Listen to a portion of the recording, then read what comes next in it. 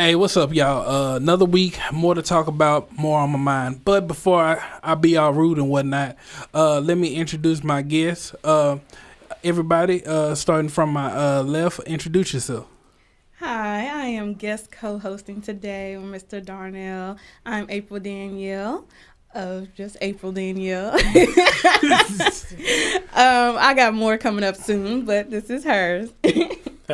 What's going on, good people? It's Scottie Smith II, CEO of Realty One Group, First Choice, and Phoenician Real Estate Investments. All things real estate. Is this where we share our social media deal? Or Go ahead. Yeah, Scottie L. Smith on Instagram. So don't forget to share yours too. Oh, well, mine's just April Danielle everywhere.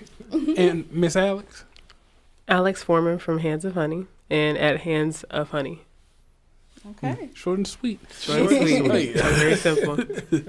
Man, a lot of stuff has been on my mind. I've been driving through Dallas on E and trying to figure out, I know this sounds fucked up to say, but white people feel too comfortable around Dallas, and I was like, oh damn it, white people feel comfortable. That you already know what's coming up. If I see a Starbucks in South Dallas, I already know what's good. Right. So, let's before we get into that topic, let's get into our question of the week. Question of the week. What? Question of the week. Hey. For the question of the week is, why do black people lower the property value in the area? Obviously, let's start with the real estate guy, experts. And then we'll go in after him. Yeah, let's. I want to dive into that, and I want to debunk a couple of myths, right? I want to also do a slight bit of education and, wrap me up if I need to wrap it up. But everybody has heard redlining, right? That's a policy implementation of, hey, this was implemented back in the day, saying that lenders couldn't lend to areas that were inside of this line. And there were also deed restrictions on other areas that said, hey, you can't lend or you can't sell your house to black people. You can't sell your house to Hispanics. You can't sell your house to Jews, Chinks, and otherwise. And there was literally a color-coded deal. And this is new information, as I dug into what redlining was, that it was actually in law, and these deed restrictions were in some of the title work. And if you go into some of these areas right now in Dallas, you'll still see some of the title work that says the original deeds that says some of these same things. You can't sell your property to, black folks. You can't sell your property to Jews. You can't. And so It's now illegal though. It's now illegal, of course. But redlining kind of kept people of color in a specific area. And because it kept people of color in a specific area, by default, lenders wouldn't lend in that area. Other folks wouldn't buy in that area. And so it kind of artificially deflated the value where we were. Now, fast forward, decades later, we're still seeing the effects of that. And so I don't think it's one of those things where black people necessarily lower the value of an area. It's that there's a mentality that the value of the area is lower because we live there. And so Well, I know that's some bullshit because let's think about it. The rich white people, they get their own lands, and then the white people who's middle class or not so rich, right, they want to take over our area, right? Because people forget Ray Charles stayed in South Dallas. Yes, he did, and a lot of other affluent. Matter of fact, DeSoto is booming for black business right now, and I'm telling you, maybe DeSoto. How many years DeSoto got? Maybe 3 to 5. It's gonna be a little white little corner, right? So Miss Alex, you got a whole program initiated to helping the community and all that. How much do you think that will help or hurt the value most people see in our communities? My company? Oh yes. How do I think that it will help or hurt? Yes. So basically, I feel like when I first started this, it was supposed to be like to remedy like a mother and father effect for the black community, right? The mother is more so she guides you, she invests in you emotionally, right? She builds you up. And so that's the culture, right? How can we expect to bring businesses to a community that doesn't have a culture that's healthy enough to sustain those businesses? Ooh, damn. And then on the other side, it's more the father, you need to do this, the strictness, the guidance. And so that's where we're bringing more so the larger nonprofits, Communities Foundation of Texas, Fraser Revitalization. That Fraser for Revitalization is my fiscal agent. Mm-hmm. So it's like they allow me to move a certain way in the area in Dallas to get the funds that I can disperse to establish or aspiring businesses. So now I'm investing in the culture by putting on programming, right? Because it's various industries, but I'm also investing in the infrastructure by trying to set up programs like microloans or just simple donations or investments with in-kind donations for other people's businesses. Now, how does it help? I mean, I guess that's how it helps, but how does it hurt? For me as an entrepreneur, it makes me feel, it kind of jades you. Is that the word? Mm-hmm. Yeah. Because I'm working with businesses and, just the other week, we were dealing with some businesses who didn't have a business plan, but they want to get microloans. And I'm asking you for your financials, and you're not comfortable, and that's okay. But I'm asking you to work with me. I'll help you build it, but I need the financials. And so if you don't have a business plan, right, because I had to take a step back and say, well, did I do something wrong? Should I not have asked that? But it's like a bank would ask you for that too. So what's the difference? Yeah, but there's a difference. And that goes back to the value of the area. If a bank asks you, hey, I need this information, whatever, you see it as business. But if a black person asks you it, you see it as, oh, you trying to be in competition with me. Why you in my business? That's a different mindset. Well, I think it's a whole different mindset. Well, we shouldn't think like that, though. Yeah, like hypothetically with this studio, if it didn't say, hey, I need 120, I might look at him funny, but at the end of the day, he does his job. But if a white dude asks you 120, now you want some, okay, I gotta reach that level type mentality. Mm-hmm. It's not even whether you got it or not. It's like, no, I need to be here. But when you go against a black person, it's like, nigga, I should be over you. Mm-hmm. If I may, I had a conversation. I'm just gonna name drop with Reverend Britt of City Square, and I remember I just went up to City Square and was like, I want to talk to somebody. I got this idea. And they were like, well, I don't know who you want to talk to, but we can let you talk to Reverend Britt. So I came, and I was kind of nervous, and he was talking to me. And we had a good discussion that day, and one of the things I took away was he said, have you ever heard of the saying, the white man's ice is always colder? And I think Scottie brought up the key word, value, right? We don't value our own. We're always trying to chase what they have because we place value on their stuff. And that's why that's why you have a situation right now where you're talking about you said a word with that. When you talk about what's cultural appropriation or you're seeing these white guys, all these rappers coming from SoundCloud or whatever. I get upset with black people when they say, well, why are they doing this, da-da-da? Because they appreciate your culture more than you do to make some money off of it. Right. Damn. So how are you going to be mad when somebody sees it as a gift and you don't? Because you don't value what you have, the good or the bad. You see, the good has to go with the bad. We only want to value like the Cosbys, but we don't want to value the wrong nigga. You know what I mean? I mean, no shade. You know what I mean? No shade, but yeah, I feel you. Somebody buying it. The idea. You know what I mean? So it's just like, I don't know. I just feel like when we're talking about gentrification, we have to also talk about culture and finance, not just these white folks want to take over. Whoa. Y'all jumping the gun a little bit. Sorry. Put your pistol away. We're ready to get into that one. Yeah, we're ready to get into that one. Yeah, but April, your thoughts. I mean, why is it that when they look at a black area, they see it as, why don't we value our own areas? Cause you drop trash in a white neighborhood, they calling somebody, they cleaning it up, they ASAP. But yeah, why don't black people, I guess, necessarily embrace or take care of their areas, quote unquote? I don't think it's all areas though. Okay. I don't think it's every area, black area. You can't say that about. We can't just label every area like that and not just as the area. I think it's not only is it culture, I think it's generational. Yeah. Because when I go back home, I'm from Missouri, and I go back to St. Louis, Kansas City, and a lot of my family, my aunties, uncles live in the same houses they've lived in for 20, 30 years, and they take pride in their area. They take pride in their homes. My aunties still got plastic on their couches, type stuff. I'm just saying, because they take pride and they worked hard for it. But I feel like it's a generational thing, because as we get younger, as we have some younger generations coming in, we are more entitled. We're more entitled. We're more like, I'm black. They see I'm black. They see I'm struggling. They should know. They should already know. They should take care of me. They should know that I ain't got this. I ain't got that. They know that they've done.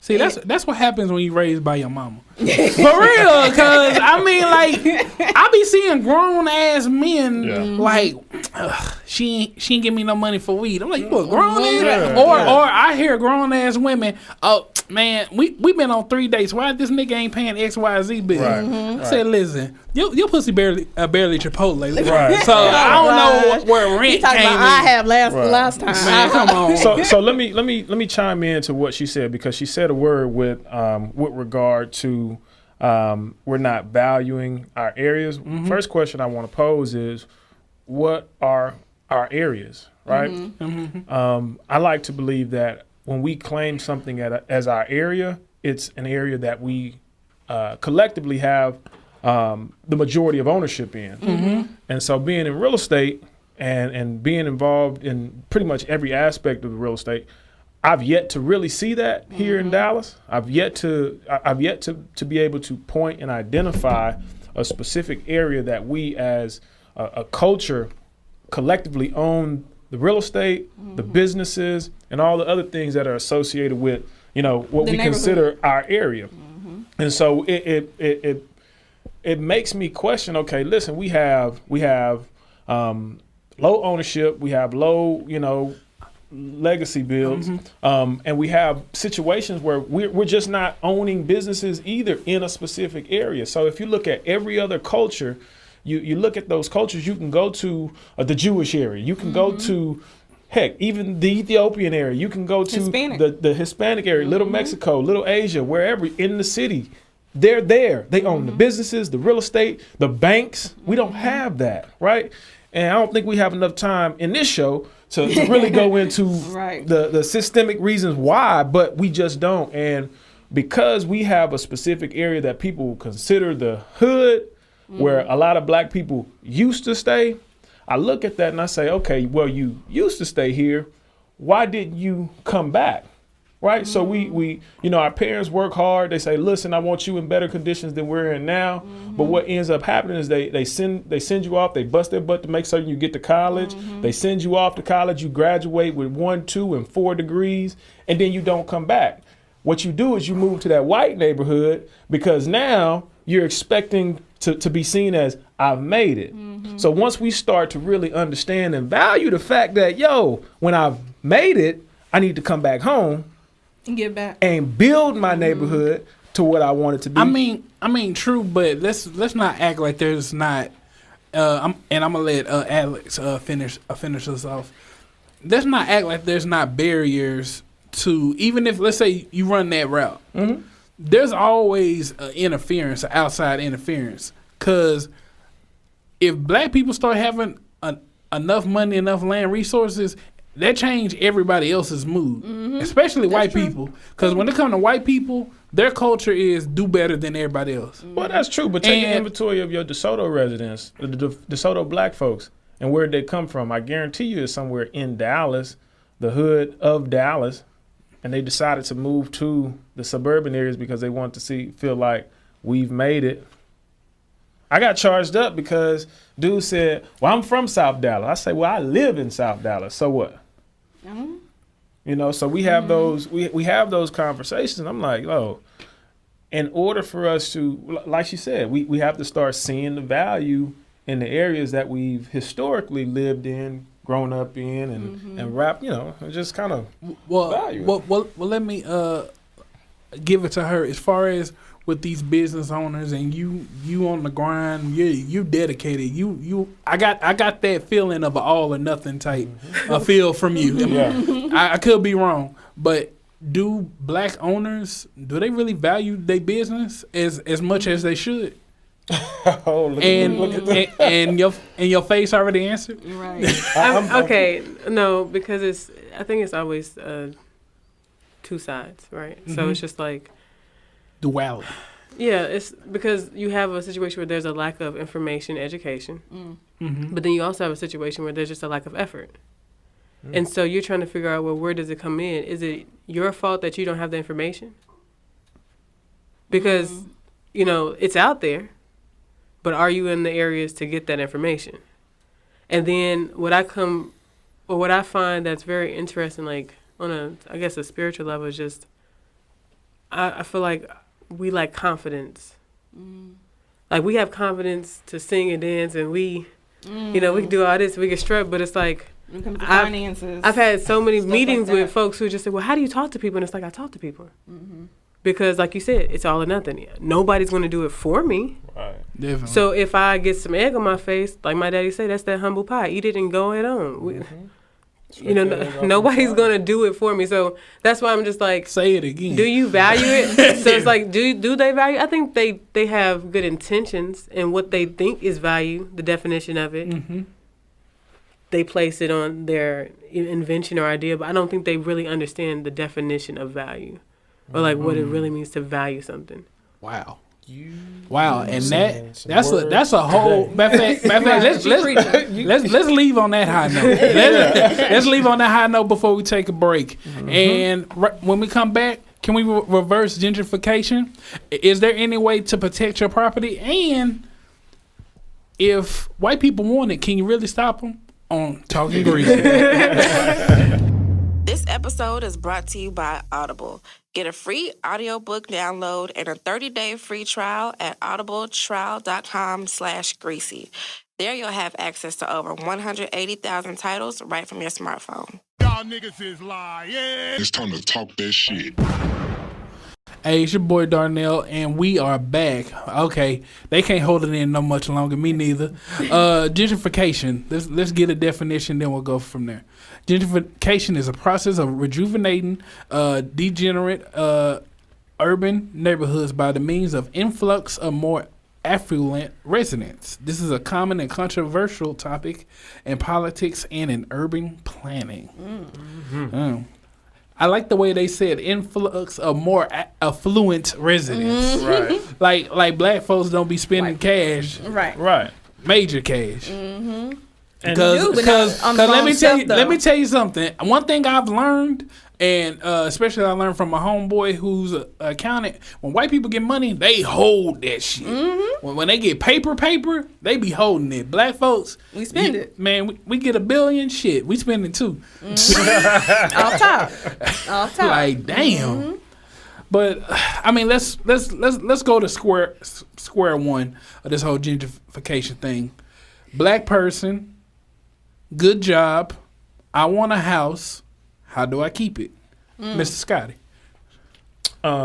So first things first, read that definition of gentrification one more time. Yes, sir. Gentrification is a process of rejuvenating degenerated urban neighborhoods by means of influx of more affluent, I fucked it up, residents. This is a common and controversial topic in politics and in urban planning. Gotcha. So, and I'm gonna just go ahead and disclaim that I typically go against the grain of what most black people, most black folks tend to think about gentrification, and it's simply because by definition, it's saying we go into areas that people see as low in value, or folks feel that there is no value.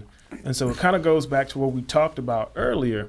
We got to value the areas. And so you're black, got a little bit of money, go buy a property in an area that you don't want to be gentrified, so to speak. And so what I mean by that is, hey, in some of these areas, and I'm gonna speak to South Dallas because that's where I live, that's where I've been developing, that's where I've been seeing, the interesting things happen and buying up the block. Right, I've been seeing some stuff. I've been seeing some stuff out there, and I've also been getting real weird phone calls from some of the city officials because I'm not calling them and my whole deal is this: I'm creating in South Dallas, which is an area that many people have told me since I've been in the Dallas area would never see market rate housing.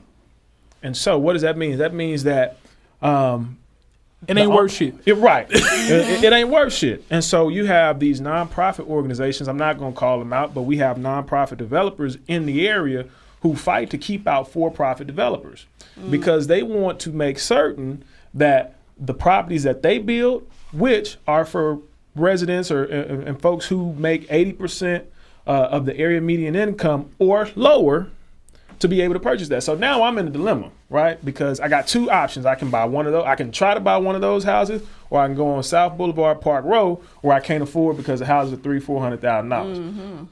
What I cater to is what's the forgotten middle, the middle class, or what's called the working class. Your teachers, your firefighters, your nurses, those types of folks who are the forgotten middle. So we have people who are between 80% and 110% of the area median income, who, unless you go into one of these broken down homes and build it back up, you're not gonna be able to find anywhere to stay in South Dallas. Well, I'm gonna come at you real quick, and then I'm gonna let April ask a question to the group if she has one. What I'm gonna do, let's be realistic.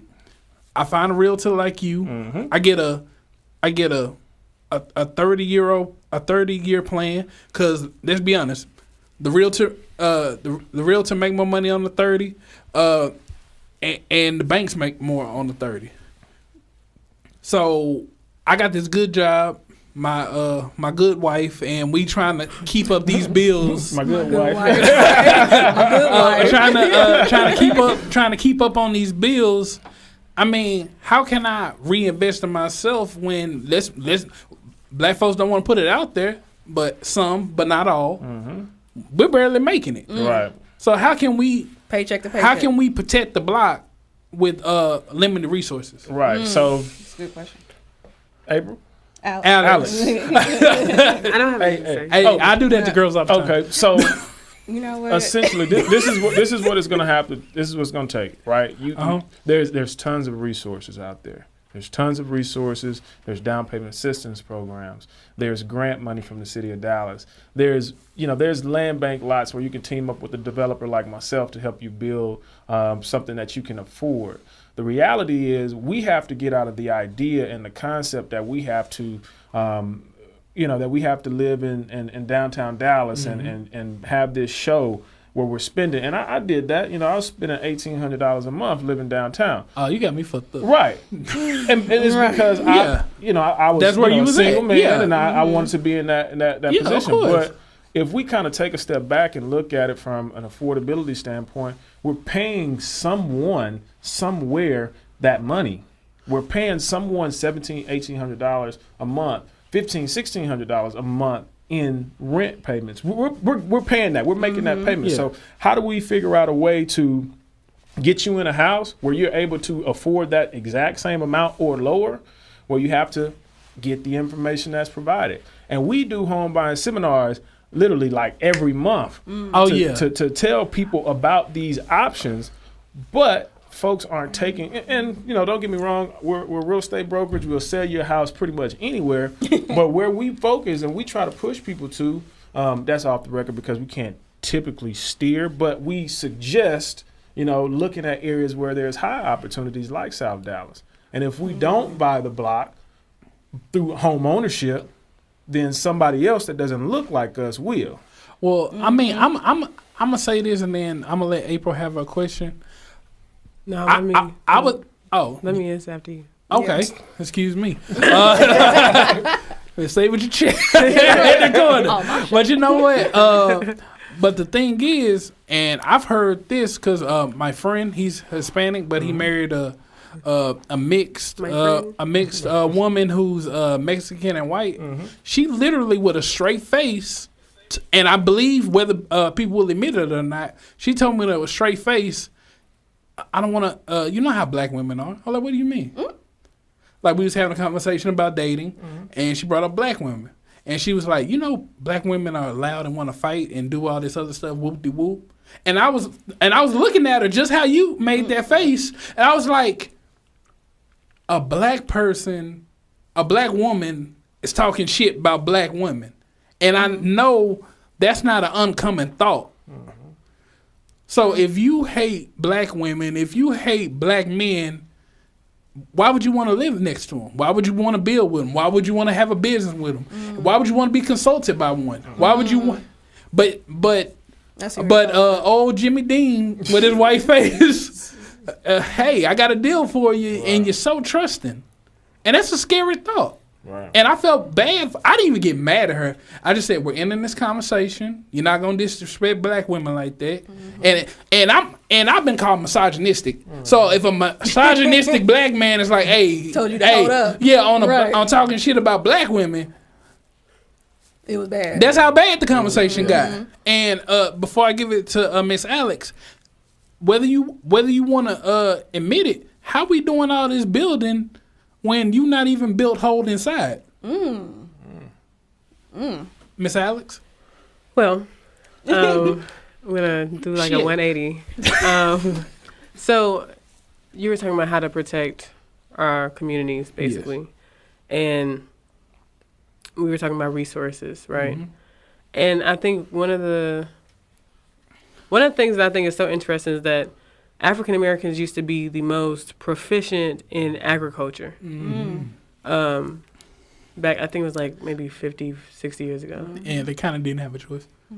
But that's the thing, right? Like, if you read Carter G. Woodson's Miseducation of Black Folks, I'm going to try to simplify it in how I understand it. He basically was touching on how a Hispanic man will go and ride that little bike and sell $1 popsicles in the community. You see Mexican women and men selling elotes, $2.50 a cup. We want to be so much like them that we forget all of the other things that we have, the skills that we could be making money off of. So that's when I get irritated when we say, well, where are the resources? They're there. Resources are there. And nobody is going to do it for you. That's why, and I hate to sound like that. Like, I'm not trying to say that black people are lazy, but it's just like, sometimes. Are you talking greasy or talking greasy? Yeah. I'm talking greasy. Like, I like that. I just don't, it really boggles. It's like the whole, you can lead a horse to water, but you can't make him drink. It boggles my mind. And I don't want to hark on this, but when I first came to Dallas, I had a scholarship. I came through a minority pre-med program. Okay. So I was supposed to be my goal was to be a biomedical engineer. So a lot of my schooling was like, I had a lot of internships at Johns Hopkins, University of Pennsylvania, et cetera. So I said that to say I was never like just around black people. I've been exposed. But my communities were predominantly black. My household was very Afrocentric. My preschool was a predominantly black school. It's called Betty Shabazz. Oh, yeah. You know what I mean? Yeah, you can't get no black. But I went to schools that were predominantly white and Asian. I went to boarding school, Illinois Mathematics and Science Academy, right? Yeah. Where there were so few black people that they called a section that we sat underneath the staircase the black hole. Damn. So I've been in, I guess, the dichotomy, right? Yeah. And I just feel like when I came here, I didn't have any issues. I didn't think, okay, I'm going to SMU with all these rich white folks. I didn't have that. That was what black folks put on me when I got to SMU. Some sort of fear. Like, I should fix myself up a certain way to be around these folks. Like, I should carry myself a certain way to be around these folks. And when you look at the definition of gentrification, the different one that I had was talking about coming into an area and making it more middle class, conforming it. Right. We want to conform. Right, that's why we leave our neighborhoods and go to other neighborhoods instead of taking the same money and doing the same things they do and building our own stuff up. I mean, true, but I'm just saying it's a northern. I think it's a north and south mentality. It's a difference. Really? I'm from Chicago. When I came here, I saw land. I said, "Oh, this is a gold mine." But the folks that's around me, and even at SMU, they don't see it. Right. They want to be in Goldman Sachs and make, okay, that's great, make 200, 100,000, whatever you make. But I'd rather own. I'd rather make $75,000 to own what I got. Right. But you know what? I feel you, because my thing is, when it come down to the whole, like, it really do come down to a mindset, because you can't, all the shit you talking is like foreign language to a certain mind. Yeah. Like, you could be all, oh, we need to buy black. We need to support our own. Like, anytime I can buy black, anytime I can go to an event. Matter of fact, I remember when I was in college. This shows you how long he been doing real estate. When I was in college, I went to his seminars with my friend. I ain't gonna say his name, but Skip. You just said his name. That's not his name. Oh, okay. That's not his name. That's why I said it. Me and my friend Skip, we used to go, because we was thinking, the way me and him was thinking, we was thinking 5-10 years ahead. And then I chill with my other niggas. It's like night and day. It's like, hey bro, okay. Like, I was talking to him last night. I was like, which one worked better, 15-30? And then we came up with the numbers for 15. But what he was talking in the type of income level he was talking about, he said, nigga, I'm buying a household. Fuck what you talking about. I ain't asking the bank for shit. I'm pulling up. That's my house. Let's roll. And then I talked to my other homeboys. They like, hey man, me and my girl, we gonna get this apartment. This, me and my girl, we going on 5 of the trips. Where y'all gonna stay? It's night and day. Right. But April, your question? Well, I'm not originally from Dallas, but one of the things I hear about a lot is the gentrification of South Dallas, and I guess Bishop Arts, Oak Cliff area. So when I first moved here, and one of my coworkers, is as a white guy, wife, all that stuff, I asked him, oh, where do you stay? Where do you come from? He was like, I stay in Oak Cliff. I'm like, oh, Oak Cliff. From what I hear, it's not, Oak Cliff is not where you should be staying. But, based on, some of the things that I've seen, and since I've been down there, it is Oak Cliff turns into Bishop Arts real fast. And Bishop, real quick. Right, Bishop Arts, so, because you're right there, you're Oak Cliff, and all of a sudden you see all, the businesses, the $1 million houses and everything, which are beautiful. I mean, for people you've been down here longer, you grew up here in Dallas, what do y'all think about? How have you seen the change? Oh man, I remember back when I was in high school. When was I in high school? Goddamn. I was in high school around 05, 06. And my niggas was like, "Hey, bro, we about to catch a train. They building a train in Pleasant Grove, South Dallas." I said, "And where, nigga?" I was like, nigga, you know how many, I ain't gonna say what we was doing in high school, but nigga, you know how many nights we barely got out of Oak Cliff or barely got out of South Dallas, 2-3 in the morning, and I'm like, they building a train. So I literally saw the Pan-African store go from South Dallas to Oak Cliff, and I'm like, why they had to move? Then next thing you know, I see some white people on the Pan-African store where it used to be. Then I saw this high rise next to my church across from Fair Park. So I seen the puzzle pieces piece by piece come. And the fucked up part is I was like, okay, what are we doing? Because in the same context, people will shit on South Dallas, and I will too to a certain degree after I had this point. The State Fair make a couple million. That. Yeah. Like that. Yeah. Without, I think they made $3 million in maybe 2-3 weeks. Not even. That's per vendor. Exactly. That's per vendor. Yeah. So you can't. Growing up, if you ever would have told me you can't do shit with South Dallas, I would have looked at you funny. But then let's keep it real. Let's keep it really real. A lot of reason why people can't come back to their hood and fix it is, shit, I'm starving. Before January, I was starving. People was like, why Talkin Greasy ain't up? Motherfucker, you got money? Do you got Talkin Greasy money? Right. And then on top of that, what the fuck is a millionaire or a middle class person, without being flashy, what the fuck are they doing in South Dallas? Because if I'm your next door neighbor, times get tight, go back to that mindset. Right. Yeah, I'm struggling. Black equals shouldn't be above me because we take on the oppressor's mindset. Right. And white is top. Period. I mean that's a dangerous place to be. Yeah. Cause let me tell you something. I'm in Pleasant Grove. I said this last year. I was asleep. Somebody busted through my window. So, I mean, he almost got shot. But that's not my problem. That's his. That's it, right? So I mean, let's keep it real. We talking all this good shit, but you can only invest in the area that has enough soil for you to grow on. Right. So I want to again. I'm about demystifying, myths that are there. And as I was looking at, North versus South, North Dallas versus South Dallas, and the crime and, kicking in the door and drugs and all of that, it's North, they're pretty comparable. Right. They're pretty comparable. It's not that different. It's just that, again, that North versus South mentality, you think North means better because you're higher up. It's a bunch of mindset issues there. But with South Dallas proper, on my street, so I live on the corner of a street, and on my street there's 1, 2, 3, 4, 5, 6 houses. The rest of it is vacant land. On the street behind me, it's maybe 7 or 8 houses. The rest of it is vacant land. And that's just on my 100 block, right? We're not even talking about, the next block over, across the street, vacant lots, vacant land.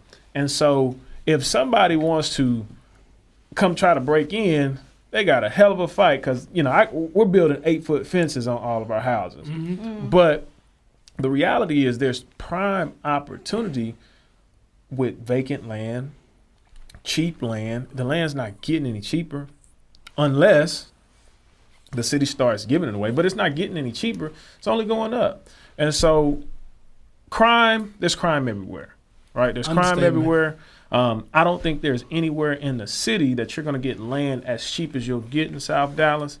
And there's this realization that, hey, we can do this close to downtown. I'm 6 minutes from downtown. I can see downtown from my balcony. In South Dallas, that's beautiful. A street over from Martin Luther King, few streets over from Malcolm X. So in the core of where black people should be living, there's nothing but boarded up houses and vacant land. 82% of the real estate there is vacant, boarded up, or rental houses. Well, and we talk about folks trying to take our neighborhood. Hell, it ain't no goddamn neighborhood. Whoa. Yeah, go ahead. Ladies first. Your question was about how we feel about gentrification. And what have you seen as far as your experiences being here in Dallas? So when I first got to SMU, I remember Lower Greenville was a bunch of clubs, a bunch of bars, addicts. Bars, yeah. And then all of a sudden, HG Supply and this Greenville Pizza Company, And then I left SMU and I just started to get on a bus, and I would go to South Dallas, choosing to go because I'm from Inglewood, Chicago, which is back in like the 2010s, it was called Chirac. So I was like, I want to go to a community like mine and help. And then that's where I fell in love with South Dallas, sunny South Dallas. So I want to bring up this Google definition of gentrification. And it says the process of making a person or activity more refined or polite, or the process of renovating and improving a house or district so that it conforms to middle-class taste. I have no issues with gentrification. None I'm at all. a gentrifier. I have no issues. My main concern is that it is gentrified with this. Black folks who can afford it. Black folks who deserve it. Black folks that's going to keep it. If you got to push some folks out, that's the name of the game. It is what it is. Does it come off, kind of cruel and fucked up? Sure, but I'm okay with that because what we got going on now is not going to work. It's not going to last. We can't try to be nice.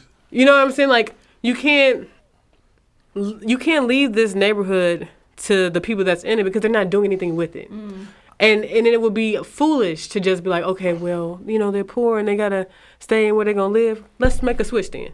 Let's put the people who want to be, like you said, next to downtown, prime real estate, Fair Park. These are real investments that will really make the Black community more affluent, give us some prestige and power. And then as we build up, we can then help those who don't have as much, right? I was talking to somebody, one of my peers, the old, issue between Booker T. Washington and W.B. Du Bois, right? The talented 10th versus, the Tuskegee Institute, the idea of giving Black folks skills that they can work with. But it's like, you need both. You need Black folks who have skills, but you also need the elite. The talented 10, yeah. Yeah. It's not a, if or. Well, I mean, like that. Well, with that being said, I mean, when it comes to controlling the area and making sure you have you can protect your property, let's get the elephant out the room. I mean, when you have a Black, fully furnished, self-sustaining community, it could get redlined. It could, which has happened. Highways get built over it. Railroads get built over it. Or if the area's doing that well, you So that's a good enough reason not to try? I'm not saying that. I'm just saying. But a lot of that stuff is illegal thinking, now.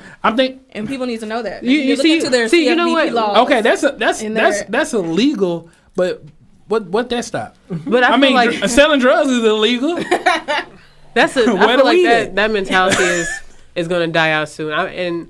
And not to talk about Dallas in a negative way, but to talk about Dallas in a negative way. Y'all are 40 years, 30 years behind everybody. Oh, wow. Yeah. Unfortunately, and it shows just how y'all describe your own neighborhoods and you talk about the opportunities that you see. It's crazy. It's really ridiculous. You have all of this land that these white folks, if they don't want it because they think that you ain't shit, then that's your opportunity to get it. Right. Instead of complaining about shit, let me complain. I don't want to. No, I don't want to hear that shit. We're trying to be better. You got the city of Dallas trying to give you money with Grow South, the Cultural Affairs Office. You got these nonprofits trying to give you grants and pitches. You got the Red Bird DEC. They were supposed to build a DEC on the corner of MLK and Malcolm X. People pulling out. It's not them at this point. It's us. It's really not them at this point. And it's on us if we're gonna. Really I'm tired of the bullshit. Yeah. If we're gonna talk about the elephant in the room, I mean, that's the elephant. When I said up top for the one time. when I said that, I'm thinking ahead. I'm not saying what you saying ain't true. I'm saying okay, we build it, but one component that Black people don't do in a while because they did it in the 60s and 70s is like. If we build something, they coming. Ain't no if. It's just a when, where, and how. And I was just saying that as a cautionary tale, because if Black people got anything worth something, they coming to take it or they coming to burn it. But you're using that from past experiences. No. You're not using what you just said from past experiences? Ma'am. How do you know that they're going to come if you don't know that that's happened in the past? Listen, the Black family is the world's biggest enemy from now till forever. Because if the playing field is equal, nobody beats us. But my point, my question to you was, where are you getting that from? You're getting it from somewhere because you've seen it happen in the past. Yes. Have you not? Okay, fair. So I'm saying you're taking that from past experiences, which is, in my opinion, keeping us in the past. You have to change the narrative. So we need to deal with the now. We know what's happened. So that means it shouldn't happen again, right? It will. History, see, and that's that mentality. History always have a tyrant. History always have a winner and a loser. Well, weren't we kings and queens at one point running kingdoms and they were in caves? Listen. So if we talking about it all has a time, so it could be our time again to do what we need to do because you know the past. And I'm with you. We on the same team. Okay. Batman, Robin. But I'm telling you, if we get it, which we can, and once we get it. They coming. That's all I'm saying. But we gotta be ready. You gotta be financially. That's all I'm saying. Mentally you gotta be culturally ready. So let me chime in. And the fight is on multiple levels. It's on the money level. It's on the law level. Yeah. And if they can't get us in all the civil ways, it's coming to a straight down tiki torch to gun Get a your situation. torch ass. Yeah, let's go. Exactly. So I want to chime in because I want to protect you, man. I don't want these women to gang up on you. I got your back over here. Hey, I do this every week. I'm here. But I feel what you're saying, and I think what I'm hearing is you feel like they're gonna come and try to take. By take, you mean buy up as much of it from us as possible. I mean, is that kind of what you mean? I mean that plus just flat out. Oh, this is ours. Burn Pillage. or burn. Yeah. Okay. Yeah. Well, I don't know. I would like to see somebody try to come take some shit from me. I would love to go through that exercise. I would love to go through that exercise of somebody trying to take something that's mine. Man, hell, they better not try to reach for my Snicker bar, let alone my real estate. Hey, Quick story. You know how you get when you're hungry. I don't necessarily agree with Darnell and everything. Like, I understand our mentality needs to change, but I understand where you're coming from because, quick story, like this has happened. So, again, I'm from Missouri. I went to University of Missouri, Columbia. We, of course, we have, the Hand Helic, we have the Divine Nine, the black sororities and fraternities. Yes, we were the first to have Greek houses at University of Missouri. The white fraternity sororities did not like that. They came and did exactly what you said. Mm-hmm. They burned down our Greek houses. But you can't talk about that on private property. That's that's private property. The university owns that, so the university could essentially do what the hell they want to do. That happened on our yard. We had I had the first fraternity house in the area, and they pretty much put our house on stilts. On the back of the truck, moved it to Southeast Denton, and then built what's now Fraternity and Sorority Road. It ain't no black fraternity, ain't no black sorority. Same thing. It happens and it's easily done on private land. But when you talk about land that you own, the only time that the government by law can take land is if it's through eminent domain. And eminent domain can only happen if that property is in the way of something of some type of development that is public serving, a highway. Hell, and I can't even think of anything else beyond that. And if they it's not a take a property, they have to give you the money, the value associated with that property. Right? So they're not taking it. They're saying, hey, we need this for a freeway because it's going to give us access, but we're going to write you this check. Now, it's your responsibility to make certain that you have somebody that's going to fight there for you and tell you what the value of your property is.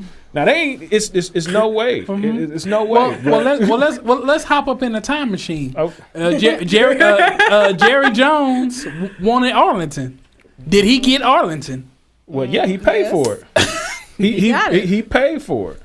Yeah, he paid for it. So and that stadium ain't that old. He paid for it. It wasn't back in the 2000s. And I like back in 1950s. Again, I like to change the narrative and change the perception. Nobody can legally take anything from you. They can buy that shit through an accepted cash offer or an accepted offer from somebody. Now, what we have to realize and what we need to do is make certain that we put the number on that property that's going to make certain that it matriculates to my great grandkids. Stop fucking selling your goddamn houses for $20,000 and $30,000 to these white motherfuckers who gonna knock that shit down and build a $550,000 crib. You're silly at that point. I mean, true. You know the golden rule, right? Oh, the golden rule. Do you know it? Won't you tell me? Whoever has the goal makes the rules. So if you like Scottie said, if you foolish enough to give away your property and your land because you don't value it, I mean you could be making some money off of it. Don't sit up here and get mad at the rules that's made by the people who got the money. Well, your property is your. But my thing is because again, I'm looking at past, future, and present. I'm not saying that you shouldn't team up and come together like the Justice League and buy up all this land and help your communities and all that. But what I'm also saying is I've seen in the past where black people had to think so far ahead that they literally held their life savings in the couch, in the house, and all that because people legitimately came every payday to try to rob them just to take away economic power. I'm not saying we can't do it. I'm just saying here are the forces of nature that will come to stop it. And Nothing here's more, nothing why less. I support the right to bear arms. Exactly. Stand your ground. The right to bear arms, the right to have guns. All of it. I'm a card carrying member of the NRA, and I don't want those. That's one I don't want to go away. I have some amendments to it, but yeah. Before we end or anything like that, so it sounds like a lot of what we talked about today comes down to education. We need black folks need to be educated in action. In action. So as far as education goes, I know you said you do a lot of first time home buyer seminars and things that like. What have you done? What can you give us some resources? Give us some websites. Give us some places to go. I know y'all said some during the episode, but just kind of put it all together where we can go, what black people can do, so we can educate ourselves because you know what, knowledge is power, and you know what, and that's one thing they can't take away from us. Right. Yeah, so we should have a Think Tank Tuesday or something. Or something like that. I don't know. Right. So to that, applied knowledge is power. And so we do have Think Tank Tuesdays twice a month, every other Tuesday. An amazing opportunity to come in and just collaborate with some of the folks in the city, some of the young entrepreneurs who have these amazing ideas. I hold it at my office. Through the work or through partnership with Kiera Tate and Gabriel and all of those folks. But that's a start. But two, I will say this, beware of false prophets when it comes to this stuff because there's a lot of loud people. You know, a lot of loud people, and just because you're loud don't mean you're right.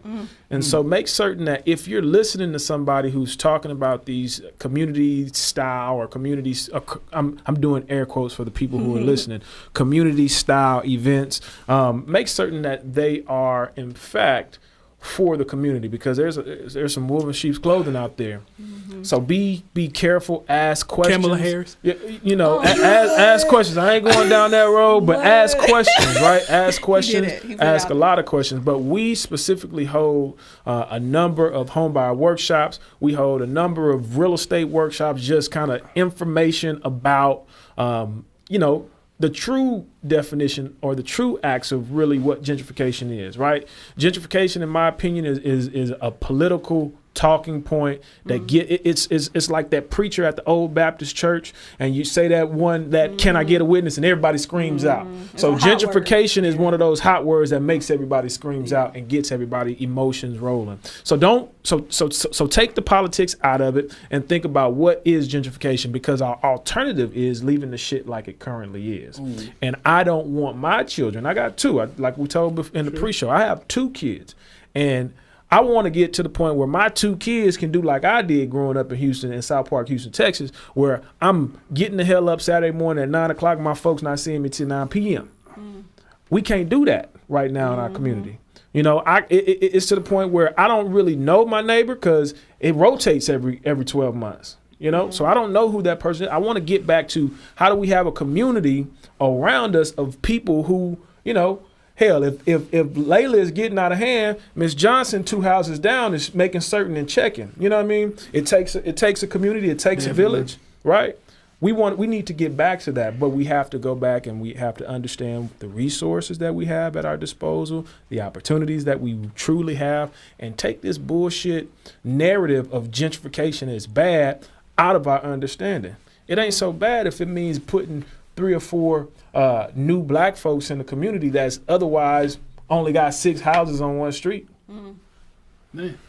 Miss Alex, let us know a little bit more about your program, where they can reach you, and you know, thank you for all you do. Thank you.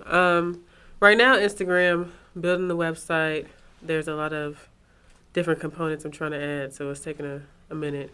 But just I'm fairly available, you know, accessible. So just hit me up on Instagram at Hands of Honey, and let's set up a meeting. I do better in one-on-ones, right? I try to meet people at their level and where they're at. So if you have an idea and you either have put it into place and you've made some traction, you can talk to me. Or even if it's an ideation stage and you just want somebody to talk to and, you know, pitch it to, talk to me. You mean consulting? Kind of like that, yeah. But right now, I ain't dealing with nobody who can pay me, so and don't be cheating, niggas, because consulting don't mean free. Right. It don't. It don't. Thank you for that. And it sure as hell black owned doesn't mean discounted. Right. And it sure as hell don't mean let me pick your brain. Pick this dick. Hey, we're gonna leave on a high note, Miss April, just in case they want to contact you. Where can they find you? They can find me Instagram, Snapchat, Twitter. It's April Danielle, APRYLDANYELLE, and Facebook is April Danielle as well. Just replace the Y's with I's. And my email aprilDanielle@gmail.com. And I got some more stuff coming out soon. I keep telling y'all that. Stay tuned to The Breaks Media. My mentor, my boss, CEO Hayes, doing some things with him. And Mr. Darnell as well, Talkin Greasy. So, yes. Greasy. Hey, well, it's your boy Darnell. If you got any comments on anything I said, oh, wait, is that phone number still active?